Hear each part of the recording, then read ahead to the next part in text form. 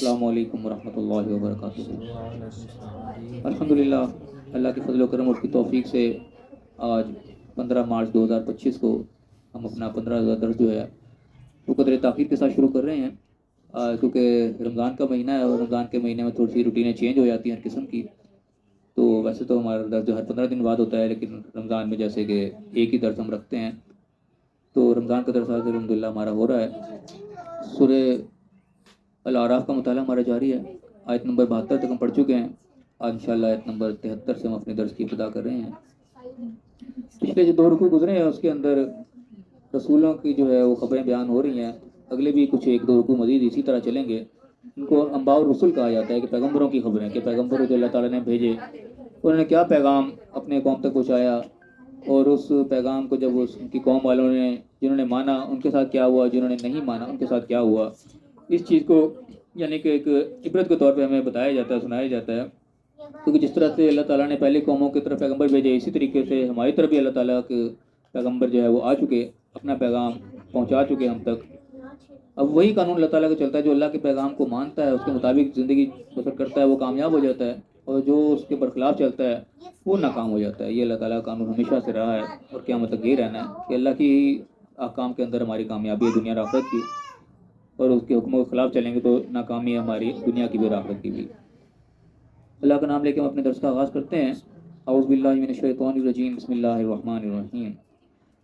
وَإِلَىٰ ثَمُودَ أَخَاهُمْ صَالِحًا، اور قوم سمود کی طرف ان کے بھائی صالح علیہ السلام کو ہم نے بھیجا، یعنی کہ جس طریقے سے پچھلا چلتا آیا روٹین سے، اسی روٹین سے یہاں پہ بھیجا کے الفاظ اور صلی کے الفاظ یہاں پہ نہیں ہے، لیکن وہ روٹین وہی چلی آ رہی ہے، تو بالکل اسی طریقے سے اگلے نبی کا جو یہاں پہ تذکرہ آ گیا، وَإِلَىٰ ثَمُودَ أَخَاهُمْ صَالِحًا، اور سمود کی طرف ان کے بھائی صالح کو یعنی کہ بھیجا، مبعوث فرمایا۔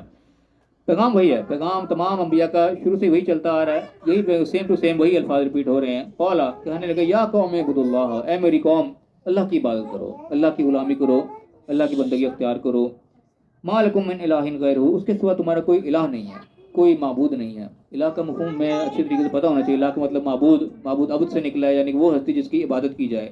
عبادت کے معنی غلامی ہوتا ہے، یعنی کہ اس کے حکموں کو مانا جائے۔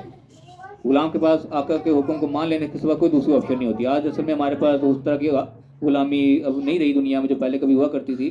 تو جو اس تاریخ سے واقف ہے وہ جانتے ہیں غلاموں کی کیا حیثیت ہوتی تھی۔ غلام کے پاس نو کی کوئی آپشن نہیں ہوتی تھی۔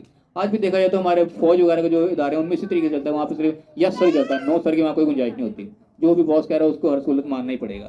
تو بس اللہ تعالیٰ کے ساتھ ہمارا جو غلامی والا رشتہ اسی طریقے سے ہے، جو اللہ کا حکم ہمارے سامنے آ گیا اس میں ہمارے پاس نو کی آپشن نہیں ہوتی۔ اللہ کا حکم جو ہمارے سامنے واضح ہو گیا کہ اللہ کا حکم یہ ہے، تو ہماری ذمہ داری ہم اس کو ہر صورت مانیں۔ یہ الگ بات ہے کہ اللہ تعالیٰ نے ہمیں یہاں پہ ڈھیل دے رکھی ہے۔ غلامی میں یہ نہیں ہوتا، ڈھیل کوئی نہیں ہوتی، نو کرو گے تو وہیں سے سزا مل جائے گی۔ ہمارے نو کرنے پہ یہاں فوری طور پہ سزا نہیں ملتی۔ اللہ تعالیٰ نے وقت مقرر کر دیا ہے، یہاں پہ ہمیں آزاد چھوڑ دیا، چاہے ہم یس کر لیں چاہے نو کر لیں۔ یس کریں گے تو کامیابی ہوگی، نو کریں گے تو فوری طور پہ ہمیں یہاں سزا نہیں مل جاتی، بلکہ اس کو مؤخر کر دیا گیا کچھ وقت کے لیے، جتنی دیر ہماری زندگی ہے۔ لیکن حیثیت وہی ہے کہ ہمیں بات کو ہر صورت ماننا چاہیے۔ تو یہاں وہی پیغام دہرایا گیا نبی کی طرف سے بھی کہ صلی اللہ علیہ وسلم نے کہا کہ اے میری قوم اللہ کی عبادت کرو کہ تو تمہارا کوئی الہ نہیں ہے۔ قد جاءتکم بینۃ من ربکم، تحقیق تمہارے پاس تمہارے رب کی طرف سے ایک واضح دلیل جو ہے وہ آ چکی ہے۔ اب یہاں پہ یہ قصہ تقریباً مختصر بیان ہوا ہے، اور مزید مقامات سے یہ وضاحت کے ساتھ بیان ہوا ہے کہ صلی اللہ علیہ وسلم کی قوم نے ایک معجزہ مانگا تھا کہ ہمیں اس پہاڑ میں سے ایک اونٹنی چاہیے، جو گاون اونٹنی جو اس میں سے برآمد ہو، اگر تم یہ نشانی دکھا دو تو ہم تم پر ایمان لے آئیں گے۔ تو ان کی اس فرمائش کے اوپر پہاڑ کے اندر سے ایک اونٹنی جو ہے برآمد کر کے دکھا دی گئی کہ یہ دیکھو پہاڑ سے اونٹنی نکلا ہے، جو تم نے بات کی تھی وہ تمہاری پوری کر دی گئی۔ اب تم جو ہے ہر صورت میں اللہ کے حکم کو مانو، جو تمہیں پیغام دیا جا رہا ہے اس کے اوپر عمل کرو، ورنہ پھر اب سزا آ جائے گی، اللہ کی طرف سے عذاب آ جائے گا۔ آخری نشانی تمہیں دکھا دی گئی۔ تو اس نشانی کا یہاں پہ تذکرہ کیا گیا ہے مختصر طریقے سے کہ تمہارے پاس تمہارے رب کی طرف سے نشانی آ چکی ہے۔ وہ اونٹنی کا تذکرہ یہاں پہ نہیں ہے، وہ ہم دوسرے مقام پہ انشاءاللہ پڑھیں گے۔ تو اللہ نے فرمایا کہ اپنے پیغمبر کے ذریعے کہا، پیغمبر نے کہا کہ بھئی تم اللہ کی بات کو مان لو، اب تمہارے پاس جو ہے واضح دلیل تمہارے رب کی طرف سے آ چکی ہے۔ ہذہ ناقۃ اللہ، یہ اللہ کی طرف سے اونٹنی ہے۔ اونٹنی کا تذکرہ یہاں پہ آ گیا طریقے سے، وہ جو نکلی تھی پہاڑ کے اندر سے، وہ یہاں پہ تذکرہ جو انہوں نے خود فرمائش کی تھی، ان کی فرمائش پہ نکالی گئی تھی۔ تو انہوں نے کہا کہ تمہاری طرف یہ اللہ کی طرف اونٹنی آ چکی ہے، لیکن آیت یہ نشانی ہے تمہارے لیے، فذروھا، تو اس کو تم چھوڑو، اس کو آزاد چھوڑو کہ تم کوئی پابندی نہیں لگانی۔ تاکل فی ارض اللہ، کے ارض کی ارض میں زمین میں یہ کھائے اپنی آزادی کے ساتھ، کوئی اس پہ پابندی تم نے نہیں لگانی۔ वला तमस्सूहा बिसूइन, और इसको बुराई के साथ मत छूना, फयाखुज़कुम अज़ाबुन अलीम, तो तुम पर दर्दनाक अज़ाब जो है वो आ जाएगा। यानी कि आखिरी निशानी, लास्ट जो अल्टीमेटम होता है वो दे दिया गया कि ये ऊँटनी तुम्हारी फरमाइश पर निकाल दी गई है, अब इसको तुमने किसी बुराई के साथ हाथ नहीं लगाना। अब इसके लिए अल्लाह ताला ने एक इम्तहान भी साथ में रख दिया कि उसके यहाँ पे तस्करा नहीं है उसका, उसका एक पानी पीने का दिन अल्लाह ताला ने मुकर्रर कर दिया था कि एक पानी पीने का दिन इसका होगा, एक पानी का दिन तुम्हारे बाकी जानवर मवेशी जो भी हैं उसका होगा। इस तरीके से अल्लाह ने दिन को एक मखसूस कर दिया उस ऊँटनी के लिए भी।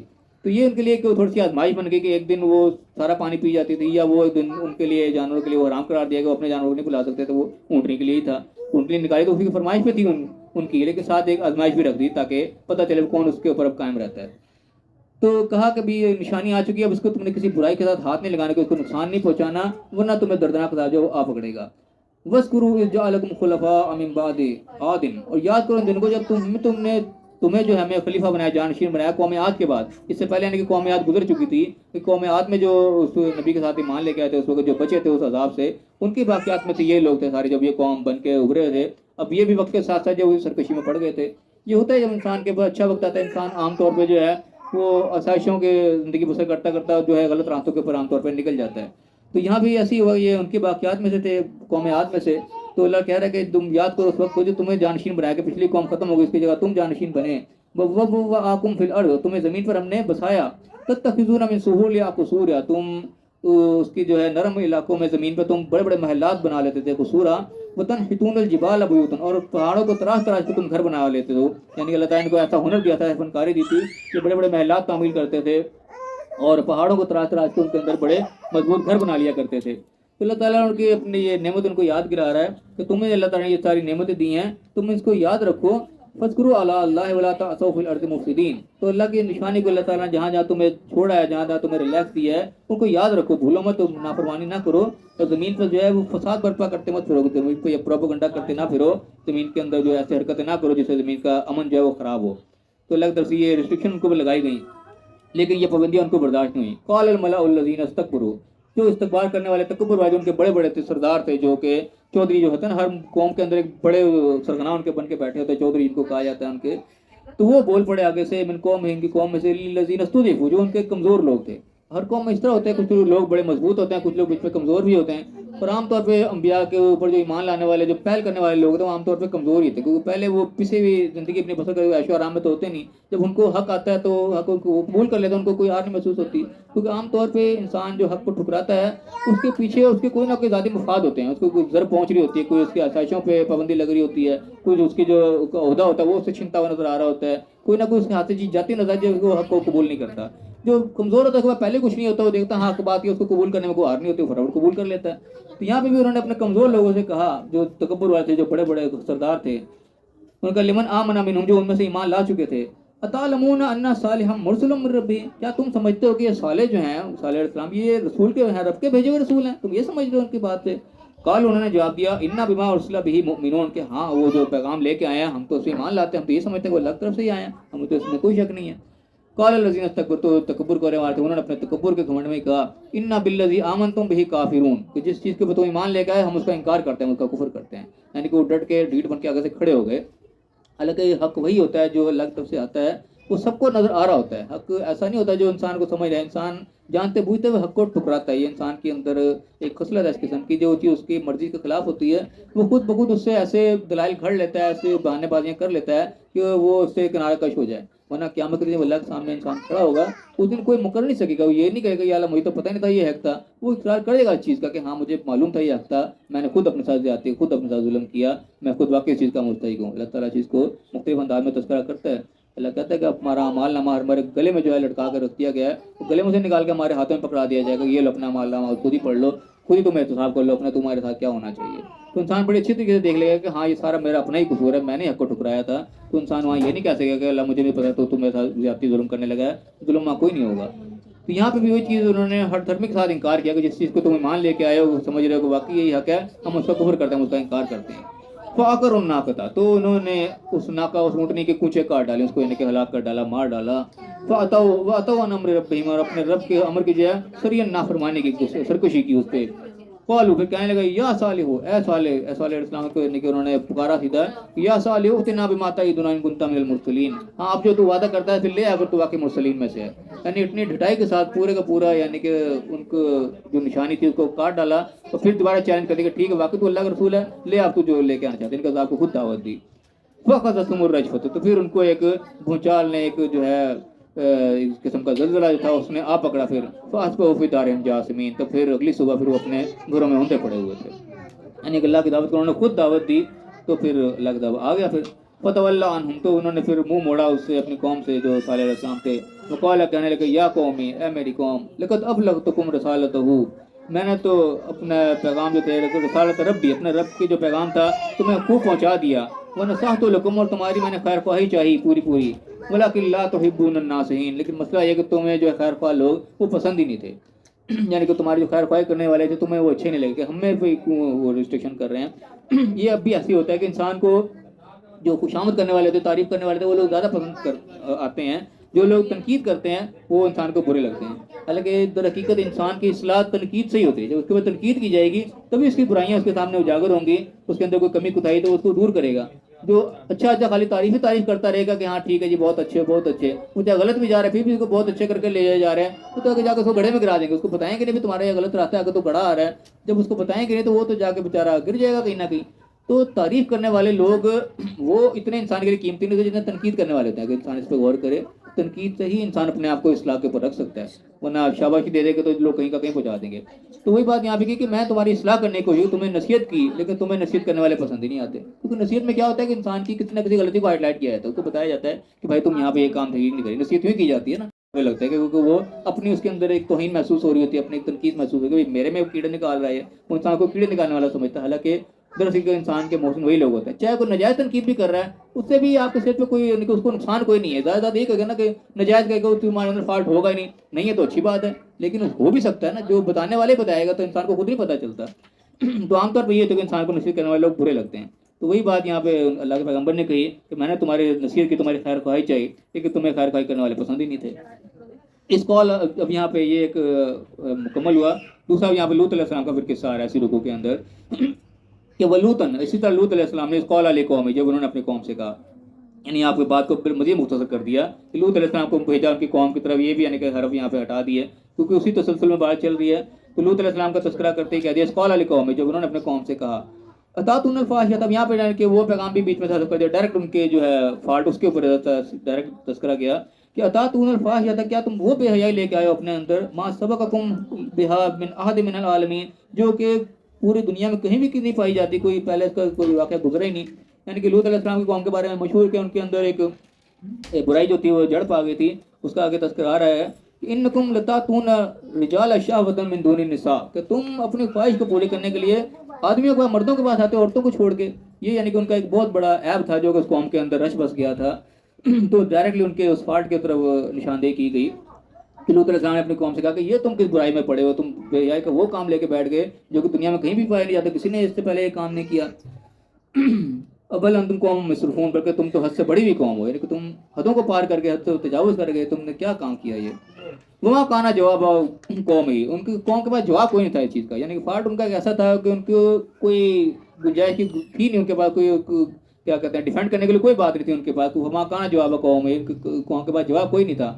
الا مگر کیا ان کالو، یہ کہتے کہ اخرجوہم من قریتکم، ان کو اپنے بستی سے نکالو، انہم اناس یتطہرون، یہ بہت پاکیزہ لوگ بنے پھرتے ہیں. یعنی اپنی طرف صفائی پیش کرنے کے لیے کوئی الفاظ ان کے پاس نہیں تھے. الٹی بات کہ یہ پاک صاحب کہاں سے آ گئے ہیں، ان کو نکالو یہاں سے. ان کی اپنی گندگی ان کو پتہ تھا کہ ہم تو ہیں ہی گندے، یہ کام کرنے صحیح نہیں ہے. تو اس کے بجائے کیونکہ صفائی پیش کرتے، صفائی کے لیے بات ہی کوئی نہیں تھی، کیا صفائی پیش کرتے. انہوں نے کہا یہ جو بڑے پاک صاحب بن کے آ گئے ان کو نکالو ذرا یہاں سے. یہ چیز آج بھی ہمارے دور میں ہوتی ہے اس طریقے سے کہ مثلا کوئی ادارہ ہے، کوئی کمیونٹی ایسی کہ جہاں پہ لوگ سارے کرپٹ بیٹھے ہیں. ان کا کام یہ ہے کہ انہوں نے رشوت کھانی ہے تو کھانی ہے. ایک پورے کا پورا ادارہ سارا کرپٹ بیٹھا ہوا ہے. اس ادارے کے اندر ایک بندہ ایماندار جا کے گھس جائے، وہ نہ خود کھائے نہ دوسروں کو کھانے دے، تو وہ سب کو چپنا شروع ہو جاتا ہے. اس کو دیکھ کے کوئی اپنی اصلاح نہیں کرتا، بلکہ سب سے پہلے کہتے کیا کرتے ہیں کہ اس کو نکالو یہاں سے، اس کو ٹرانسفر کو جاتے جگہ پھینکو جہاں کوئی بندہ نہ بندے کے ساتھ. وہ سب مل کے اس کو نکالنے کے درپے ہو جاتے ہیں. اپنے آپ کو ٹھیک نہیں کریں گے کہ بھئی بندہ ٹھیک آ گیا، ایماندار آ گیا، یہ کیسے زندگی بسر کر رہا ہے اپنی، یہ بھی تو دنیا میں جی رہا ہے، یہ ایمانداری سے کیسے جی رہا ہے. بجائے اس کے کوئی اس سے سبق حاصل کریں، اس سے اپنے آپ کو ٹھیک کرنے کی کوشش کریں. وہ الٹا یہ کہتے ہیں کہ यार इसको निकालो यहाँ से, इसके हमारे बीच में कहाँ से आ गए ईमानदार बन के, इसको निकालो. तो यहाँ सब उसी के दर पे हो जाते हैं. बिल्कुल सही काम, सेम काम ये हुआ यहाँ पे. तो बुराई उनके अंदर मौजूद थी, उनको पता है हमारे अंदर बुराई है. आज भी तो लोग बुराई कर रहे हैं, कोई रिश्वत खा रहे हैं, लोगों का माल गलत तरीके से खा रहे हैं, उनको पता है हम गलत कर रहे हैं, लेकिन वो उसको सही करना ही नहीं चाहते. कोई बंदा ठीक आ भी गया तो उसको उठा के साइड पे करेंगे, इसको निकालो, ये कहाँ आ गया हमारे बीच में, हमने तो सही नहीं होना, इसको उठाओ.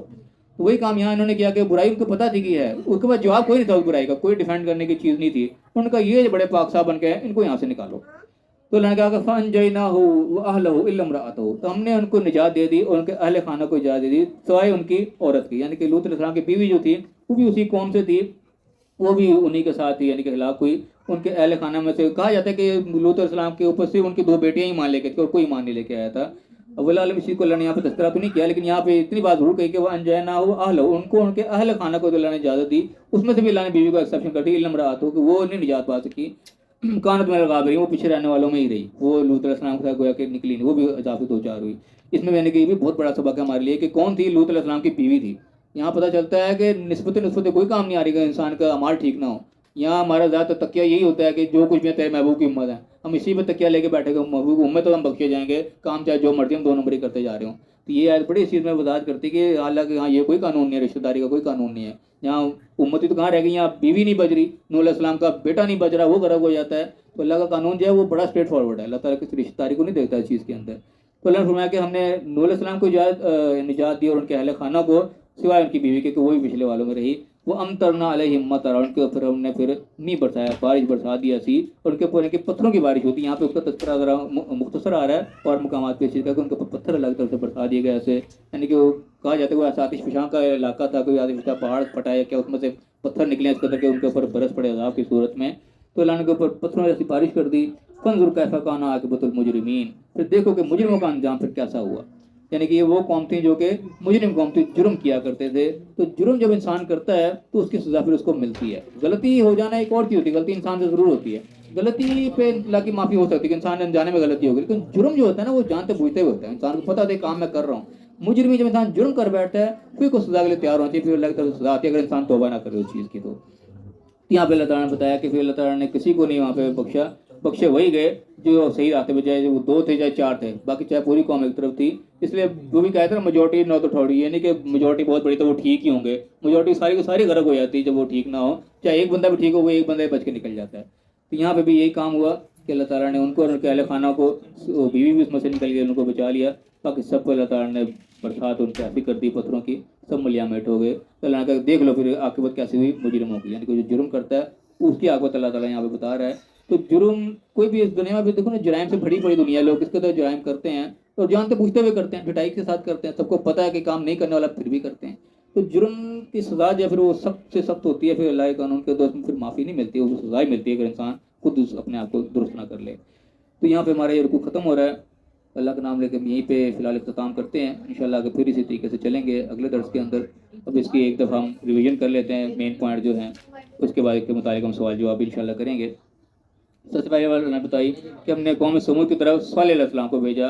पैगाम उन्होंने वही क्या दिया कि इबादत करो अल्लाह की, उसके सिवा तुम्हारा कोई इलाह नहीं है. बिल्कुल सही, यही सेम पैगाम आज हमारे लिए मौजूद है कि हमने अल्लाह की इबादत करनी है, उसके सिवा हमारा कोई इलाह नहीं है, कोई माबूद नहीं है. उसके सिवा अगर हम किसी और के हुक्मों को मानने में लग गए हैं, अल्लाह के हुक्म को छोड़ के हम किसी और के हुक्म को मान लेते हैं, वो चाहे हमारे ख्वाहिश नफ्स भी हो. ये भी कुरान की बड़ी सख्त आयत है कि कुरान ख्वाहिश नफ्स को अपना इलाह बना लेता है. ऐसा भी होता है कि इंसान अपने ख्वाहिश का ही गुलाम बन जाता है, जो मेरा दिल कर रहा है मैं वो कर रहा हूँ, मुझे नहीं पता अल्लाह ने क्या कहा क्या नहीं कहा. इंसान ख्वाहिश का ही गुलाम होकर रह गया, बस जो दिल किया वो कर ले, जो दिल किया वो कर लिया. देखा नहीं इस मामले में अल्लाह को क्या था क्या नहीं था. वो ख्वाहिश नफ्स को अपना इलाह बना लेता है, उसको अल्लाह का इलाह से ताबीर किया कुरान के अंदर, क्योंकि वो इंसान उसका गुलाम बन गया, जो वो कह रहा है वही करता चला जाए, गोया कि वही उसका इलाह बन गया. तो अल्लाह ताला ने कहा कि अल्लाह के सिवा कोई इलाह नहीं, उसकी हमने इबादत करनी है. ये उस कौम का पैगाम था, ये पैगाम हमें भी है. तो कहा कि तुम्हारे पास तो अल्लाह की तरफ से ऊँटनी वाज़ेह तौर पर आ चुकी है. तो उनके पास ऊँटनी आ गई थी अल्लाह को हुज्जत तमाम करने के लिए. हमारे पास अल्लाह का कुरान आ चुका है, समझ लो कि उसको. तो असल में अल्लाह का काम है, अल्लाह हुज्जत तमाम करता है, क्योंकि अल्लाह के सामने कोई उज़र ना पेश करे, अल्लाह मुझे तो पता नहीं था. तो आज हमारे सामने अल्लाह का कुरान इस तरीके से हुज्जत बन के आ चुका है कि इसके मौजूदगी के बाद हम अल्लाह के सामने ये उज़र नहीं पेश करते, अल्लाह में तो पता ही नहीं था. हम सबके घरों में कुरान पढ़ा हुआ है, तर्जुमे के साथ पढ़ा जरा मौजूद है. अब वो सारी पढ़ा रहे, हम उसको पढ़ें ना, तो ये हमारी बदकिस्मती है, वरना अल्लाह ताला ने तो हम तक पैगाम पहुँचा दिया है. तो उन्होंने कहा कि अब निशानी तुम पर आ चुकी है, अब इसको तुम छोड़े रखो, इसको बुराई से हाथ ना लगाना, वरना तो अल्लाह का दादू में आकर पकड़ लेगा. तो यानी कि पैगम्बर साफ साफ जो अल्टीमेटम सुना देगा, ये काम ना करना वरना ये सज़ा मिल जाएगी. اسی طریقے سے آج بھی جتنی برائیاں ہمارے دور میں ہو رہی ہیں، جتنے بھی جرائم ہو رہے ہیں، ہمیں ان کے بارے میں واضح طور پہ بتا دیا گیا یہ کام نہیں کرنا ورنہ سے سزا ملے گی، اس کے باوجود ہم وہ کام کو کر رہے ہوتے ہیں. ایسے ہی جیسے انہوں نے جانتے بوجھتے اونٹنی کی کونچے کاٹ ڈالی، ہم بھی اسی کیٹیگری میں چلے جائیں گے، جانتے بوجھتے ہم وہی کام کرتے ہیں جو کہ ہمیں منع کیا جاتا ہے. تو پھر اللہ کی طرف سے جو ہے عذاب العلیم سخت عذاب پھر آ جاتا ہے. پھر اللہ نے پھر ان کے اپنے احسانات جتائے کہ جو اللہ تعالیٰ نے ان کو ہنر دیے تھے کہ وہ جناب بڑی بڑی بلڈنگیں بناتے تھے اور جناب پہاڑ تراش تراش کے رہتے تھے. اللہ نے کہا ان چیزوں کو یاد کرو، زمین پر فساد مت برپا کرو. لیکن انہوں نے جواب وہی تکبر والا دیا جو تھے ان کے کمزور نے کہا کہ تم سمجھتے ہو کہ یہ واقعی اللہ کا پیغمبر ہے. ان کا ہم تو سمجھتے ہیں. ان کا تم سمجھتے رہو، ہم اس کا انکار کرتے ہیں، ہماری طرف سے کوئی نہیں ہے. اور انہوں نے وہی ڈٹائی کی کہ اونٹنی کو مار ڈالا.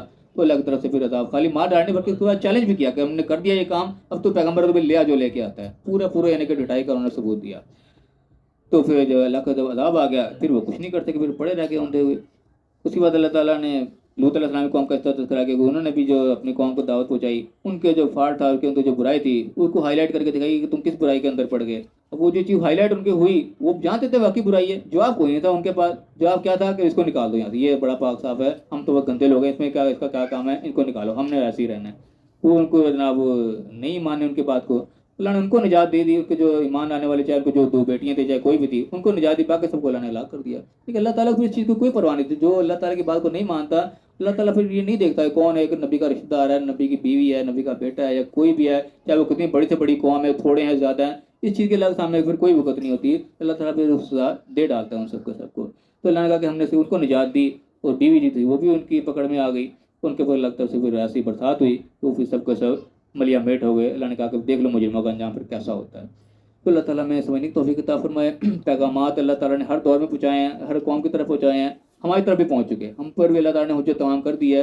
کوئی اس غفلت میں نہ رہے کہ ہم نبی کی امت تم یوں ہی بخشے جائیں گے، اللہ نے پیغام دیا ہے پتہ نہیں کس کے لیے دیا ہوگا، ہمارے لیے تو شاید ہے نہیں. ایسا نہیں ہے. ہر بندہ اپنا احتساب خود کرے کہ اللہ کا پیغام جو میرے تک پہنچا ہے میں اس پہ کتنا کمل پہ رہا ہوں. اگر مجھے پتہ ہے کہ نماز میں نے پڑھ لی تو میں اس کی کتنا پابندی ہوں. اگر مجھے پتہ ہے کہ جھوٹ نہیں بولنا، لوگوں کے ساتھ مال دھوکہ نہیں کرنا، لوگوں کے مال پہ قبضہ نہیں کرنا، کم نہیں تولنا، کم نہیں ناپری، وہ برائیاں جو ہمارے عام پائی جاتی ہیں اور سب ہم اس سے واقف ہیں. واقفیت کے باوجود یہ برائیاں ہمارے اندر مسلسل چل رہی ہوتی ہیں. تو یہ جانتے بوجھتے ہوئے ایک کام کو کرنا یہ پھر جرم کی حیثیت کراتے ہیں. پھر کوئی غلطی کوتاہی نہیں ہوتی ہے، جرم ہوتا ہے سیدھا. تو جرم کی بھی اللہ تعالیٰ سزا دیتا ہے. اللہ نے کہہ دیا کہ دیکھو مجرموں کا انجام پھر کیا ہوتا ہے. تو اللہ تعالیٰ میں سمجھنے توفیق عطا فرمائے. تھوڑی سی مہلت اللہ نے ہمیں دی ہے، اس مہلت کو ہم اللہ کے حکم کے مطابق گزار دیں. تھوڑی سی مختصر سی زندگی آج یا کل ختم ہو جائے کوئی پتہ نہیں ہے. آگے آنے والی زندگی وہ لامحدود ہے، اس کو پتہ نہیں کب اینڈ ہونا کیا نہیں ہونا. تو تھوڑی سی زندگی کو ہم اللہ کے حکم کے مطابق گزار دیں گے تو آنے والی زندگی ہماری مرضی کے مطابق ہو جائے گی. اور یہ تھوڑی زندگی اپنی مرضی پہ گزاریں گے تو آخرت کی زندگی ہماری مرضی کی نہیں ہوگی، اللہ کی مرضی کی ہوگی. جو کچھ ہمارے ساتھ کرے پھر ہم وہاں کچھ نہیں کر سکتے. اللہ تعالیٰ میں صحیح سمجھنے کی، صحیح عمل کرنے کی توفیق عطا فرمائے اور دنیا اور آخرت دونوں جگہ کامیاب فرمائے. آمین. وآخر دعوانا الحمدللہ.